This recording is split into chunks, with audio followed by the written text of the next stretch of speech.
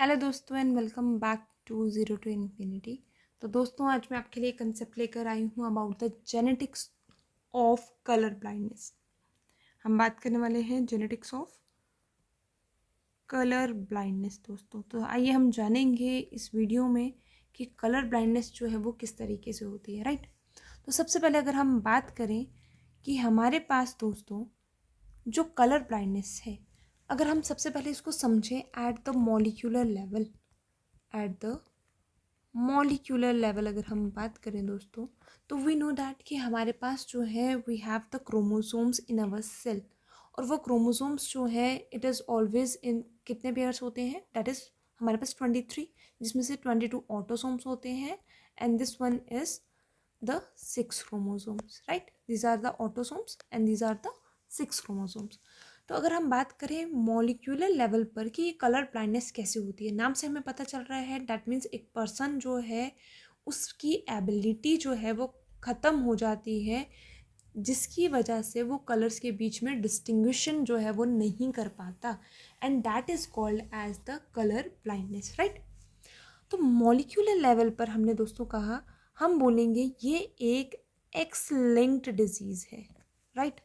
एक X linked inheritance बोल सकते हैं, एक एक्स लिंक्ड कैरेक्टर बोल सकते हो, that is a sex related, right. और पर्टिकुलरली हम यहाँ पर बात कर रहे हैं x link, that means it is present on which chromosome, x chromosome. It is present on x chromosome, that's why हम इसे क्या कह रहे हैं, एक्स लिंक्ड करेक्टर बोल रहे हैं या एक्स लिंक्ड इनहेरिटेंस बोल रहे हैं, राइट दोस्तों। अगर हम बात करें, अब बात करते हैं हमारे आई के बारे में, तो वी नो डैट कि हमारे पास आई में फोटो रिसेप्टर्स प्रेजेंट होते हैं और इसी तरीके से हमारे पास जो है हमारी आई के स्ट्रक्चर में अगर हम बात करें, we have a membrane that is called as the retina, right दोस्तों। और ये रेटिना जो है वो परस्यू करती है हमारे पास rod cells and cone cells. यहाँ पे हम बात कर रहे हैं अबाउट द कोन सेल्स। तो दोस्तों आपको याद रखना है C for cone and C for colour. तो ये परस्यू करती है हमारी आई में डिफरेंट कलर्स, और ये जो कलर्स हैं दोस्तों हमारे पास, it all depends on the different wavelength, it all depends on the different wavelength and the pigments that contain right। अब पिगमेंट की बात आई है तो सबसे पहले हमें पता होना चाहिए कि हमारे पास जो है ऐसी कौन सी पिगमेंट्स प्रेजेंट होती है हमारे आई में। तो दोस्तों आपको याद रखना है आइस से जो है फोटो रिसेप्टर्स हैं, वैसे ही हमारे पास जो है हमारे पास प्रेजेंट होते हैं photo opsins, right. We have photo options या आप उन्हें कह सकते हैं सिंपली ऑप्शंस। तो ये जो ऑप्शंस हमारे पास पिगमेंट प्रेजेंट है, ऑल्दो वी नो डैट कि हमारे पास आइज जो है वो रिसीव करती है डिफरेंट वेवलेंथ, और जिसकी वजह से इम्पार्ट होते हैं डिफरेंट डिफरेंट वेवलेंथ में डिफरेंट कलर्स बनते हैं, जैसे हमारे स्पेक्ट्रम में बनता है दोस्तों। स्पेक्ट्रम में हमारे पास इसी तरीके से विजिबल जो है विबग्योर जो है वो फॉर्मेशन करता है। लेकिन दोस्तों अगर हम यहाँ पे बात करें तो हमारे पास अकॉर्डिंगली जो है, हमारे पास अकॉर्डिंगली अगर हम बात करें तो हमारे पास यहाँ पर स्मॉल, हमारे पास यहाँ पर स्मॉल, दूसरी चीज़ हमारे पास यहाँ पर मिडल, मतलब अगर मैं वेवलेंथ की बात कर रही हूँ तो वेवलेंथ जो है हमारे पास दोस्तों, वो वेवलेंथ जो है वो हमारे पास स्मॉल, मिडल, एक मिनट इसका कलर जो है मैं चेंज कर लेती हूँ, स्मॉल, मिडल, और साथ ही साथ दोस्तों अगर हम बात करें middle is for green, right. उसके साथ साथ जो हमारे पास थर्ड वन है दोस्तों, जो हमारे पास लॉन्ग जिसमें जो है वेवलेंथ रहती है दोस्तों, वो हमारे पास होती है किस कलर में, रेड, राइट।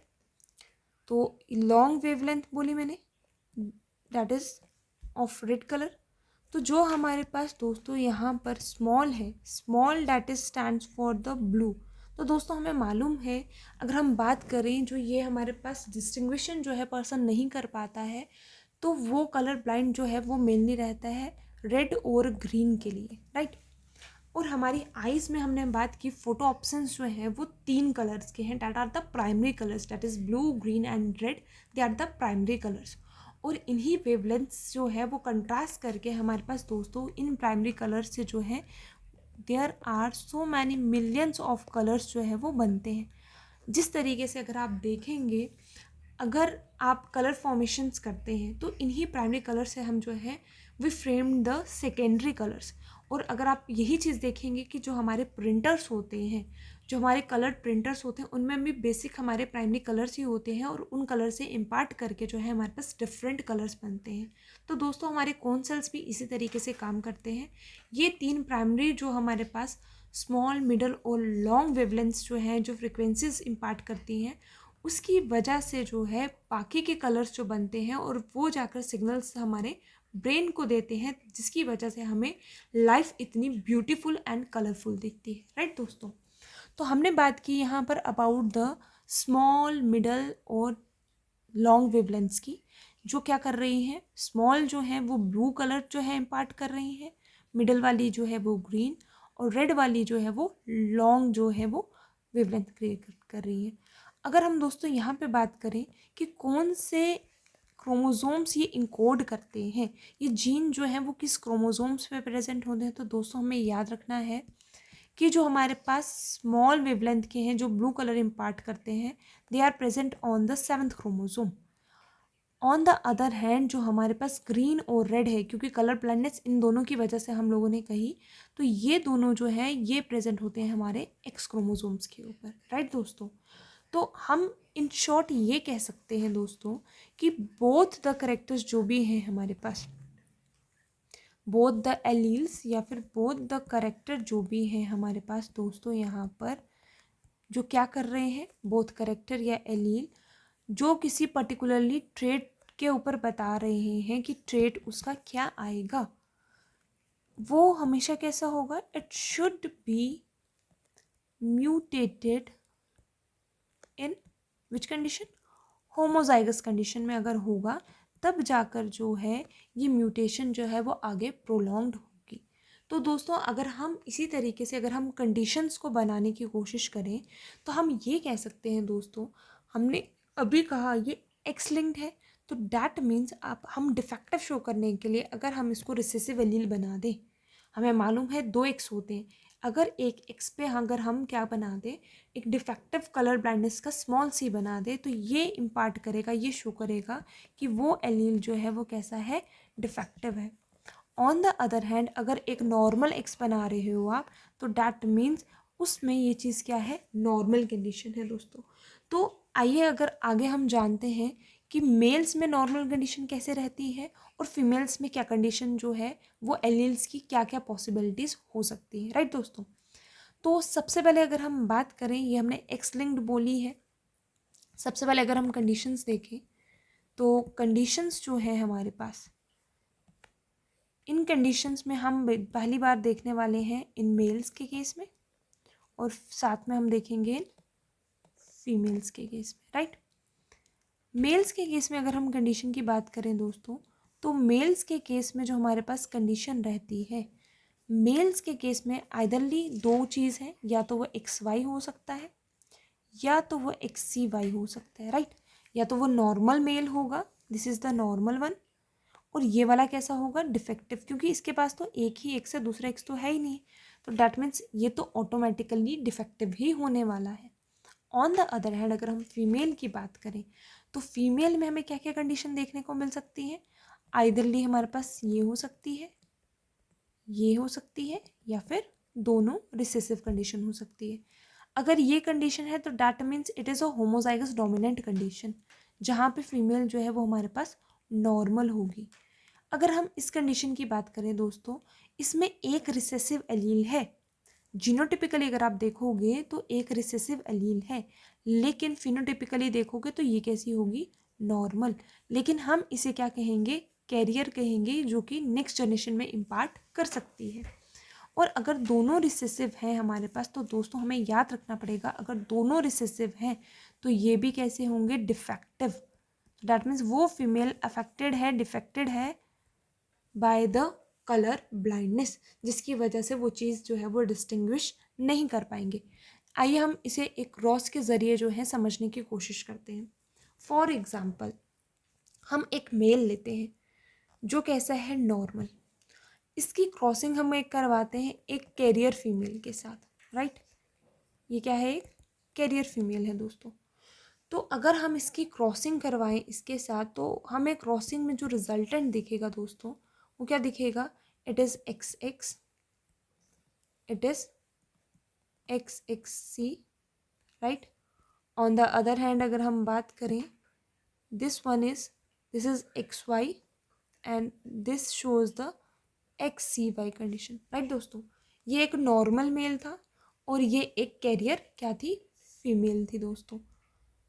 तो इस क्रॉस के ज़रिए जो हमारा रिजल्ट आया है वो क्या है, जो ये वाली फीमेल है हमारे पास, ये पूरी की पूरी क्या है, नॉर्मल कंडीशन है, राइट।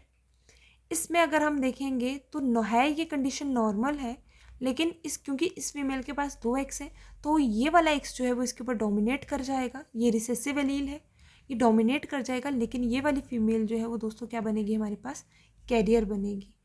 इसी तरीके से दोस्तों अगर हम बात करें यहाँ पर अबाउट दिस मेल, तो ये मेल में हमारे पास कोई भी एज सच कोई भी रिसेसिव कैरेक्टर नहीं है, तो डैट मीन्स ये हमारे पास एक क्या बनेगा, नॉर्मल मेल बनेगा, राइट।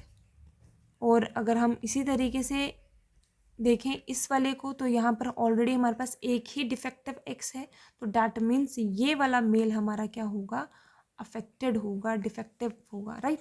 तो आउट ऑफ दिस अगर हम इसकी परसेंटेज कैलकुलेट करें, कि अगर आपसे क्वेश्चन पूछा जाता है पेपर में कि भाई बताइए आपके पास अगर एक मेल जो है, जो कि एक नॉर्मल मेल है, अगर उसकी एक कैरियर फीमेल के साथ क्रॉसिंग हो जाती है, मैरिज हो जाती है, तो क्या प्रोबेबिलिटीज़ है उनके ऑफस्प्रिंग्स की कि वो डिफेक्टिव होंगे। तो इसकी अगर प्रोबेबिलिटीज़ हम निकालें दोस्तों, अगर आउट ऑफ द 4 ऑफस्प्रिंग्स अगर आप निकालोगे, तो इसकी प्रोबेबिलिटी क्या है, 1/4, इसकी प्रोबेबिलिटी भी 1/4, इसकी भी 1/4 और इसकी भी 1/4।